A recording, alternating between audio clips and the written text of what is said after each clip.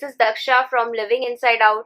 जैसे मैंने आपको प्रॉमिस किया था कि मैं दिसंबर में आपके लिए एनर्जी अपडेट लेकर आऊंगी, जिस तरह से एनर्जीज चल रहे हैं, असेंशन की एनर्जीज चल रहे हैं, उसके बारे में हम इस वीडियो में बात करेंगे।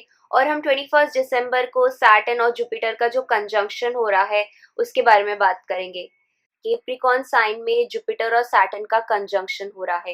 वैदिक एस्ट्रोलॉजी के हिसाब से अगर हम वेस्टर्न एस्ट्रोलॉजी को देखेंगे तो वेस्टर्न एस्ट्रोलॉजी में जुपिटर और सैटर्न का कंजंक्शन एक्वेरियस साइन में हो रहा है।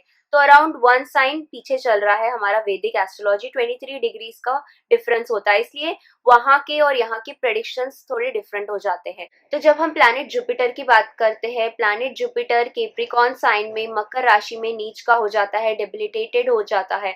तो ऐसे हो सकता है एट टाइम्स आपकी लाइफ में ऐसा आपको फील हुए जैसे होप नहीं मिल रहा है, आपको लाइफ में ऑप्टिमिज्म नहीं लग रहा है, कुछ चीजें आप कर रहे हो। और एक चीज अच्छी है कि सैटर्न अपने ही साइन में है, कैप्रिकॉर्न में है, मकर राशि सैटर्न की ही राशि है। तो सैटर्न की अगर हम बात करें, सैटर्न आपको हार्डवर्क के लिए पुश करेगा, आपको रीऑर्गेनाइज करने के लिए पुश करेगा।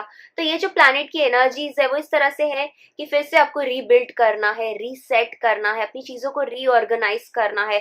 फिर चाहे आपको हेल्थ को रीऑर्गेनाइज करना है, फिर से आपके करियर को रीऑर्गेनाइज करना है, फिर से रिलेशनशिप को रीसेट करना है, न्यू नजरिए से देखना है। 400 ईयर्स के बाद जाके ये कंजंक्शन हो रहा है, तो 0 डिग्रीज पे इतना क्लोज कंजंक्शन बहुत ही रेयर इवेंट है। और जब हम इनकी एनर्जीज की बात करें तो 12-12 पोर्टल ओपन होने के साथ साथ ही हम इंटेंस एनर्जीज फील कर सकते हैं। साथ ही 14 दिसंबर को सोलार एक्लिप्स है। जब भी हम सोलार एक्लिप्स की बात करते हैं, सोलार एक्लिप्स रिवीलिंग के लिए होता है। ये जो एक्लिप्स होता है, ग्रहण होता है, इसमें बहुत सारी चीजें रिवील हो सकती है। अब इस ग्रेट कंजंक्शन के साथ ही हम सोलार फ्लैश इवेंट को भी एक्सपेक्ट कर रहे हैं। अब सोलार फ्लैश इवेंट में प्लैनेट सन से, सेंट्रल सन से हाई फ्रीक्वेंसी के पार्टिकल्स आने वाले हैं। ये जो हाई फ्रीक्वेंसी के पार्टिकल्स है हमारे अर्थ में, प्लैनेट अर्थ में ये फ्रीक्वेंसी के पार्टिकल्स आएंगे और बहुत ही एक ट्रांसफॉर्मेटिव एनर्जी लेकर आएंगे। जो भी आपके अंदर नेगेटिविटी है उसे फ्लश आउट कर लेंगे। जैसे एक तरह से आपको लाइट में ट्रांसफॉर्म कर रही है, ये इस तरह से ट्रांसफॉर्मेटिव एनर्जीज आ रही है सेंट्रल सन से। सो ये जो सोलर फ्लैश इवेंट है हम आने वाले दिनों में एक्सपेक्ट कर रहे हैं। बहुत ही पावरफुल एनर्जीज फ्लो होने वाली है। ऐसे टाइम पे हम जितना अपना वाइब्रेशन स्टेट हाई रखेंगे, हम इजीली इस स्टेट को, इस ट्रांसफॉर्मेटिव स्टेट से हम बाहर निकलेंगे। अगर हमारा वाइब्रेशन स्टेट लो रहेगा इस वक्त तो बहुत ही डिफिकल्ट हो जाएगा इन हाई एनर्जीज को हैंडल करने के लिए। तो इसलिए जितना हो सके हमें अपना वाइब्रेशन स्टेट हाई रखना है ऐसे टाइम पर। तो अब ऐसे हो रहा है जैसे हम 5D स्पेस में जा रहे हैं, हम क्विकली टाइमलाइंस को चेंज करते जा रहे हैं, हम कोलैप्स करते जा रहे हैं, टाइमलाइंस को शिफ्ट करते जा रहे हैं, फास्ट टाइमलाइंस चेंज हो रहे हैं।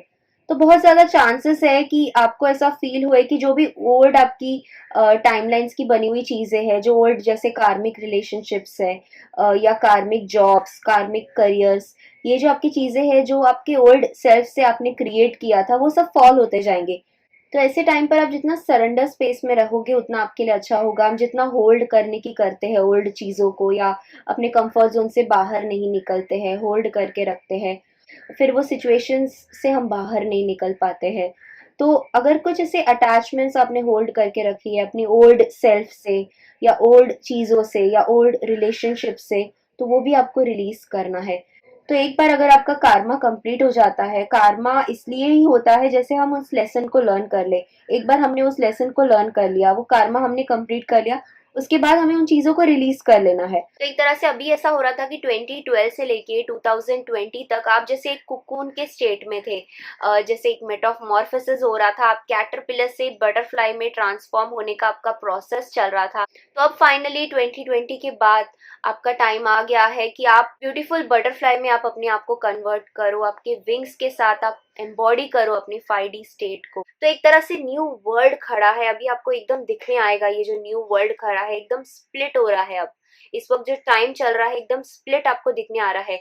इल्यूजन के व्हील हटते जा रहे हैं, जो भी चीज हम अब तक इल्यूजन में रह रहे हैं वो इल्यूजन हटते जा रहा है। और आपको अब एकदम दिखने आएगा, अब तक जो कंफ्यूजन था कि ये रास्ते जाना है, ये रास्ते जाना है, अब आपको एकदम ये व्हील ऑफ इल्यूजन हट रहा है और आपको वो न्यू वर्ल्ड दिखने आएगा। सो 2021 भी इंटेंस रहने वाला है, ज्यादा से ज्यादा लोग अवेकन होने वाले हैं, हम मास अवेकनिंग्स देख सकते हैं 2021 में भी। एनर्जीज, फ्रीक्वेंसीज, वाइब्रेशन की लैंग्वेज हम बात कर रहे हैं। हम जैसे एनर्जीज को समझ रहे हैं, हम ये समझ रहे हैं कि हम मल्टी डायमेंशनल बीइंग है, अपनी मल्टी डायमेंशनल सेल्फ को हम पहचान रहे हैं, अपनी ट्रू नेचर को, ट्रू सेल्फ को हम जान रहे हैं। और जैसे जैसे हम लाइटर और लाइटर स्टेट में जाते हैं, हमारे मैनिफेस्टेशंस भी इंक्रीज हो जाते हैं। तुरंत आप चीजों को मैनिफेस्ट कर सकते हो। जैसे आपके कार्मास क्लियर होते जाते हैं, आप लाइट बनते जाते हो, लाइटर स्टेट में आप जाते जाते हो। अगर आपके कोई बैड कार्मास भी होंगे तो भी आपको इंस्टेंट रिजल्ट्स मिलेंगे, अगर आपके गुड कार्मास भी होंगे तो भी आपको इंस्टेंट रिजल्ट्स मिलेंगे। सो एनर्जीज इस तरह से चल रही है। अगर हम नेगेटिविटी को, फियर को, लैक को, लिमिटेशन को, जजमेंट्स को, ये चीजों को हम फोकस करेंगे तो वही चीजें हमारी लाइफ में मैग्नीफाई होते हुए दिखेगी। और वैसे ही अगर हम पॉजिटिविटी को फोकस करेंगे, लव को, जॉय को, पीस को, ग्रैटिट्यूड को, तो वही चीजें हमारी लाइफ में मल्टीप्लाई होते हुए हमें दिखने वाली है। तो हमारे ऊपर है हम किन चीजों को फोकस कर रहे हैं अपने आने वाले टाइम में। क्योंकि जैसे जैसे हमारा थ्रोट चक्रा ओपन होने लगता है, हम फिफ्थ डायमेंशन में एंटर होने लग जाते हैं, हम ऑथेंटिक लाइफ जीना स्टार्ट कर लेते हैं, हम अपना ट्रुथ बात करने लग जाते हैं। वैसे ही अनकंडीशनल सेल्फ में हम आ जाते हैं। हार्ट चक्र पूरी तरह से एक्सपैंडेड हो जाता है, जैसे हम 5D स्टेट में पहुंच जाते हैं। अब तक पाइसेस एज में इस तरह से चलते आ रहा था कि जब तक चीजों को हम सामने अपने प्रूफ में नहीं देखे, अपने सामने नहीं देखे, तब तक हम उन चीजों को बिलीव नहीं करते थे। बट एज ऑफ एक्वेरियस एक बिलीव का एज है। आपको पहले बिलीव करना पड़ेगा उस चीज के लिए, तभी ही वो चीज आपके रियलिटी में आपको दिखने वाली है। तो पहले आपको बिलीव रखना है, उसके बाद वो 3D में मैनिफेस्ट होने वाला है। तो 5D स्टेट कहीं बाहर नहीं है, हमारे हार्ट से ही स्टार्ट होती है। जितनी आप हार्ट बेस्ड अपनी लाइफ बनाओगे, जितना आप हार्ट स्पेस में रहोगे, वो आप सब चीजें करोगे जो आपको पसंद है, अनकंडीशनल लव के स्पेस पे रहोगे, वैसे वैसे आप इजीली 5D स्टेट को एम्बॉडी कर सकते हो आपकी लाइफ में। सब हमें अपॉर्चुनिटी मिल रहा है इस प्रोसेस को स्पीड अप करने के लिए। 21 दिसंबर को द ग्रेट कंजंक्शन जो हो रहा है सैटर्न और जुपिटर का, इसमें हमें अपॉर्चुनिटी मिल रहा है कि हम मिलकर मेडिटेशंस करके इस प्रोसेस को स्पीड अप करें। और जैसे हम अपना वाइब्रेशन रेस करते हैं, वैसे हम प्लैनेट अर्थ को भी हेल्प कर सकते हैं, प्लैनेट अर्थ का भी वाइब्रेशन रेस कर सकते हैं। तो 21 दिसंबर को ग्लोबली मेडिटेशंस किए जाएंगे, डिफरेंट टाइम जोन्स पे इन मेडिटेशंस को किया जाएगा। और मैं कोशिश करूंगी मैं आप लोग के साथ एक गाइडेड मेडिटेशन शेयर करूं, जैसे हम भी इस मेडिटेशन को मिलके कर सकते हैं और इस असेंशन प्रोसेस को स्पीड अप कर सकते हैं, प्लैनेट अर्थ को भी हेल्प कर सकते हैं। So thank you everyone, thanks for watching, नमस्ते।